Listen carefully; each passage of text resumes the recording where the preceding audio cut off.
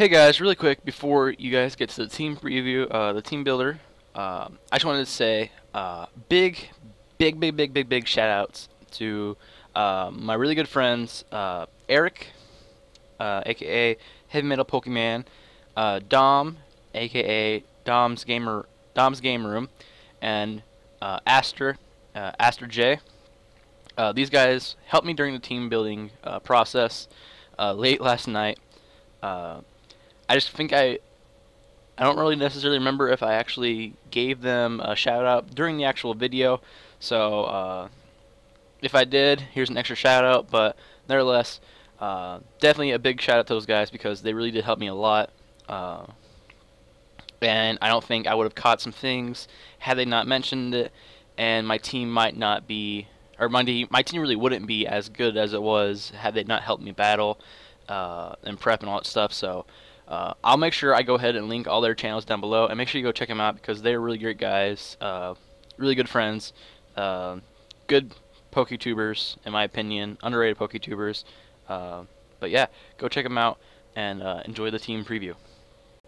Hey, what's going on everyone? Original Hypnotoad here, welcoming you to week 2 team builder for the DBL.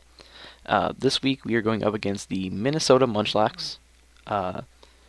In what is our attempt to reach 2-0 to start the season off. So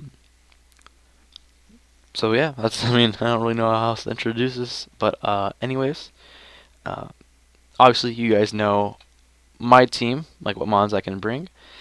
His team, I'll go ahead and read it off for you. He has the Mega Slowbro, Clefable, Mienshao, Electros, Ludicolo, Honchkrow, Goodra, Kabutops, Chandelure, Gliscor, and Ninjask. So, some things that I looked at right away from his team is I noticed that he could have a potential pseudo rain team because he has Ludicolo, who gets Swift Swim, Kabutops that gets Swift Swim, and Goodra that gets Hydration. Also, Mega Slowbro would get Scald boosts in the rain, so that's a potential. Also, because Electros gets Thunder to be 100% accurate in the rain, so rain team is a potential. One of the scariest things, in my opinion, that he could bring is a speed boost, Swords Dance, Baton Passing Ninjask, which you'll see here in a second what our main counter to that is. What else is there to note? I guess I can note what mons he brought. In week 1, he brought Gliscor, Goodra, Clefable, Mega Slowbro, Mienshao, and Electros. So if he brings that same 6, I'm not really too worried about necessarily. I mean, depending on like what sets he brings, obviously they might be a little bit more scary. But overall, I think we have a decent team matchup. But with all that being said, let's go ahead and get into the sets and the mons that we're bringing and all that stuff. So, starting off, we have Bananas, the Ambipom, rocking the Silph Scarf with Technician, Fake Out, Double Hit, Agility, Ice Punch, with 56 EVs in HP, 252 in attack, 4 in SPDF, and 196 in speed with a with a jolly nature. So, like I said, well, hold on, let me get on to the actual, okay, hold on, let's see. Okay, so like I said, the one thing I am very worried about is him having the potential of running Speed Boost plus,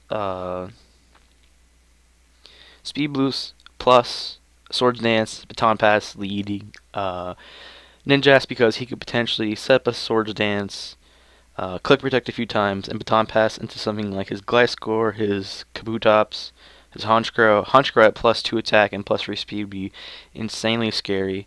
Mienshao, a lot of mons on this team that could take a speed boost and a Swords Dance. So that's why we have the anti-Ninjask lead here. So Fake Out is obviously there in case he doesn't bring the Ninjask, and we just lead with Ambipom and just click Fake Out, whatever. Now, the double hit and agility. So, if he does bring Ninjask, and he leads with Ninjask, which I feel like if he brings it, he has to lead with it, because Obviously, if I get rocks up turn 1 and he doesn't lead Ninjask, Ninjask's coming in at 50% unless he removes the hazards. Uh, but yeah, so he has to lead Ninjask, in my opinion, if he brings it. And then if he leaves Ninjask, the most opportune thing for him to do would be to click Protect turn 1, get that speed boost. Turn 2, click Swords Dance. I could potentially take him down the Sash. And then turn 3 would be click Protect again, and then turn 4 would be to click Baton Pass. That way he'd have plus 3 speed and plus 2 attack. So, knowing that that's going to be the most likely chain of events for my opponent, on that turn 1, on that turn that he protects, I can go ahead and I can click Agility. Now, Agility will make me outspeed a +1 Ninjask. A +1 Jolly Ninjask I will outspeed with a +2 Ambipom with this spread. So I can go ahead and on the turn that he would hopefully protect, I can go ahead, I can click Agility, and then turn 2, when he has to click a move or switch out, I could click Double Hit, and I would be able to break the Sash with the first hit, and second hit I would be able to take him out because of my max attack investment, Technician, and Soul Scarf. All that combining together would be able to one-shot the Ninjask. So basically, yeah, Ambipom is my anti-setup Ninjask set mon. It's my Ninjask counter, I guess you could say. And then I threw in Ice Punch just to be able to hit the Gliscor for super effective, and I guess the Gudra for super effective, and the Honchkrow. So I guess Ice Punch is there to hit a few things super effectively. Obviously, the one thing on this team that really counters the set is Chandelure and I guess Kabutops. Yeah, those two mons are the ones that really do kind of just don't care. They'll switch in on this Ambipom set because obviously Chandelure, it's going to be immune to the normal types, and then it's going to resist the ice type, Ice Punch, and then Kabutops, it's going to resist both. So, but really Bananas is there for our lead and for an anti-Ninjask lead as well. So that's my whole mentality behind bringing Bananas, at least this set. Second mon we have on board is we have the Expert Belt Dragon Fruit Latias with Ice Beam, Psyshock, Substitute Toxic, with 252 special attack, 40 in speed def, and 216 in speed, with a timid nature. Now, I'm running 216 timid nature to be able to outspeed max speed Jolly Mienshao. Obviously, if he's running Scarfed Mienshao, I won't be able to outspeed, but I don't want to run Scarfed Latias because I don't want to lock myself into any moves. Ice Beam is there to one-shot the Gliscor.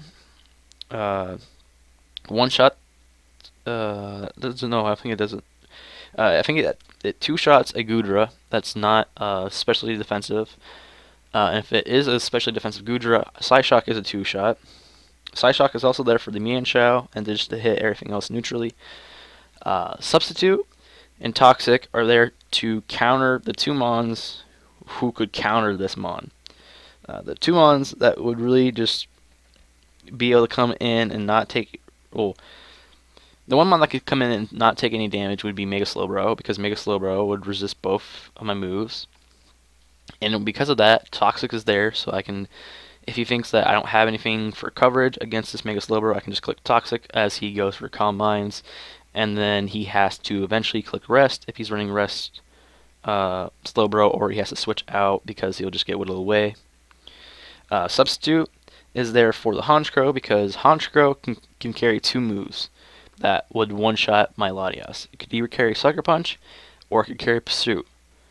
Now, obviously, if I'm switching out, he would have to click Pursuit, and if I'm going for an attacking move, he'd have to click Sucker Punch. Now, I'll be able to outspeed non-Scarfed Honchkrow, which I don't think he would bring Scarfed Honchkrow, because if he brought Scarfed Honchkrow, I would have to, I believe, switch out for this to one-shot. I'm not quite... I might have to run the calc again, but I have to switch out in order to be one-shotted by Pursuit. So I don't think he'd be running Scarfed. And so if he's not running Scarfed, he has to click Sucker Punch, I feel like, turn 1, because if I reveal the Ice Beam, he can't not click Sucker Punch because I would outspeed and just take him out one shot. So on the turn that he would click Sucker Punch, I can go ahead and click Substitute, get behind a Substitute, and in the following turn, I click Ice Beam and take out the Honchkrow. Or stay in, like if he switches out, then I could just hit something on his team. So that's the set. The forwarding Spadef is really just kind of just to be a little bit more bulky on the Spadef side. Yeah, that is the Dragon Fruit set. I kind of just blinked there. So now, this next one, you're going to see, it's kind of crazy. It's kind of lit, but we're going to go with it anyways. We are bringing Clementine, the leftover Gorbis, with Shell Smash, Baton Pass, Protect, and Scald with 136 HP, 252 Bold, and 120 in Speed. Now, 120 in Speed lets me outspeed. I believe that lets me outspeed. Wait, hold on, let me see. What was Latias's speed? Latias reaches 341. What was this for? I'm pretty sure. Well, I know the speed would let me outspeed everything on his team, barring Scarfers. Well, barring Ninjask and barring Scarfers, I would outspeed everything. The bold nature with all that defensive investment is in order to be able to set up on any of his physical attackers, specifically Kabutops, because Kabutops or Kabutops, with this spread, I would live a Stone Edge crit turn 1, because he would outspeed me. I would live that Stone Edge, even if it was a crit, I would live it. I would click Shell Smash. I would click Protect the following turn, predicting the Aqua Jet to come. I would gain enough HP back from leftovers that ensuing turn to then be able to live a Aqua Jet even at -1, and then that is when I can Baton Pass out into the next mon, which I'll show you here in a second. And then obviously Scald is there to be able to hit if I need to be able to hit something. So that is Clementine's set that I'm gonna try to run Smash Pass. I know it's gonna be really hard to set up, but if he has a physical mon in there, I really can just go ahead and click it. So obviously I'll have to be worried about potential pursuit from Honchkrow. That's something to worry about. And also, no, that's about it really. Just finding the opportune time to set up on this, set up with this thing. I'll have to make sure that rocks aren't there. Although I think even with rocks, I would still be able to live the whole crit Aqua Jet thing from Kabutops. So getting rid of rocks isn't necessarily the most important thing on my team to do before I try setting up, but it's definitely going to help out if I don't have rocks on the field. So, but anyways, the whole Shell Smash, or Smash Pass, is to set up our next mon. If I can find my mouse. Where's my mouse at? Jesus Christ. Our next mon, Honeydew, the Mega Heracross, with Skill Link, obviously, rocking Pin Missile, Rock Blast, Substitute, and Swords Dance with 16 HP, 56 attack, 252 defense, and 184 speed, and a jolly nature. Yeah, rocking Pin Missile, Rock Blast, Substitute, Swords Dance. So this set, if I can Smash Pass +2, or if I can Smash Pass into Heracross, a +2 Pin Missile one-shots everything on his team outside of Gliscor and Unaware Clefable.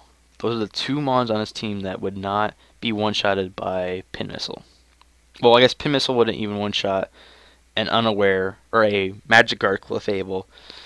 But Rock Blast will do more to both of those mons in general. Substitute and Swords Dance are there so that way I could potentially set up without having to worry about Smash Pass. If I can, force him to switch out something, or I know I can live a hit from something, then I could always just click Swords Dance against something and then be fine, or click Substitute against something and be fine.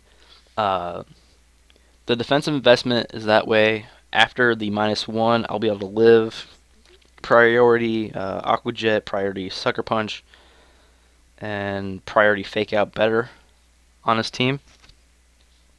And yeah, I really hope this set will work.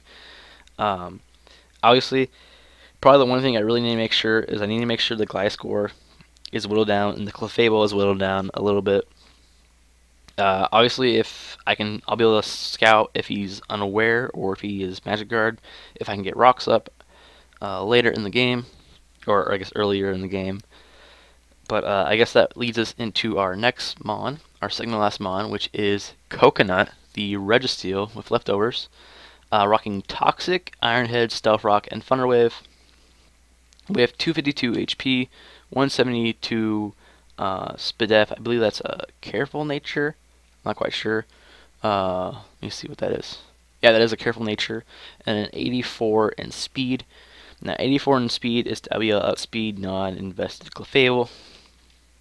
Because obviously, if you're running Clefable, you're probably not going to run any speed investment because you need to run as much HP as possible, and then either attack, or not attack, either Spadef or defense.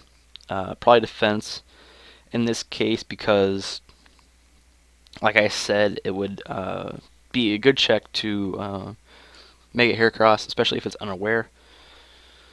But with the outspeeding the Clefable, I can click T-Wave turn 1 against it, or click Toxic turn 1 against it to see if it is potentially, if it's running unaware or if it's running Magic Guard.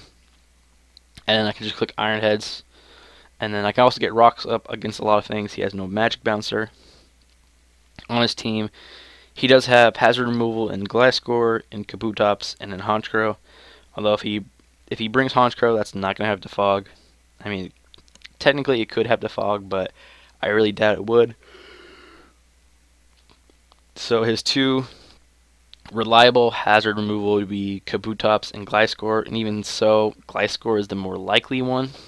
And with Defog, I believe with Clear Body, because Defog's first characteristic is it lowers your Mon's stats, like lowers the opposing Mon's stats. It lowers your evasion by 1 stage. Clear Body prevents any of that happening.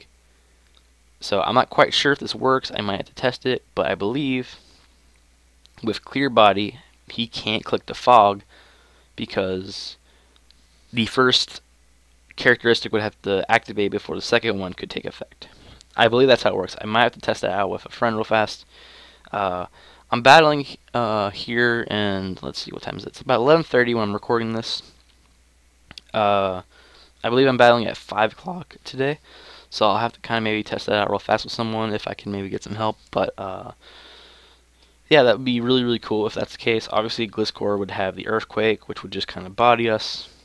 Not necessarily body us turn 1, but it would do... Oh, sorry about the yawn. It would do massive damage.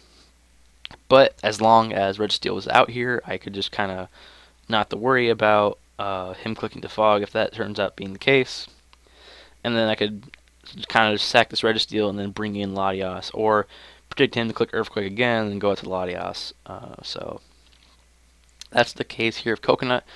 And moving into our last and final Mon, we have Peaches, the Assault Vest Donphan with Earthquake, Knockoff, Ice Shard, Rabbit Spin, 252 HP, 4 in attack, and 252 Careful Nature once again. Now, this Assault Vest set is made to be able to counter Chandelure. A Energy Ball only does about 40% to an Assault Vest Donphan, so I could even switch in on an Energy Ball, and then if he went for Energy Ball again, it wouldn't do enough, and I can click Earthquake, or I could click Knockoff, and either Knockoff or either KO. Oh, sorry. Either KO the Chandelure or force it out and be able to knock off something else's item, which would be really cool. And Ice Shard is there for priority, obviously, and then Rep Spin is there for hazard removal. So yeah, that is the team. I think we're about at 18 minutes, almost 19 minutes here, so I'm going to go ahead and wrap up this video. So thank you all for watching. Uh, Hopefully all this team prep will do me well. I was up kind of late last night finishing up this prep, so hopefully I'm not too tired during the match. I might have to take a little nap beforehand, but I'm going to go ahead and wrap up the video. So thank you all again, and I'll see you all in the battle. Bye-bye.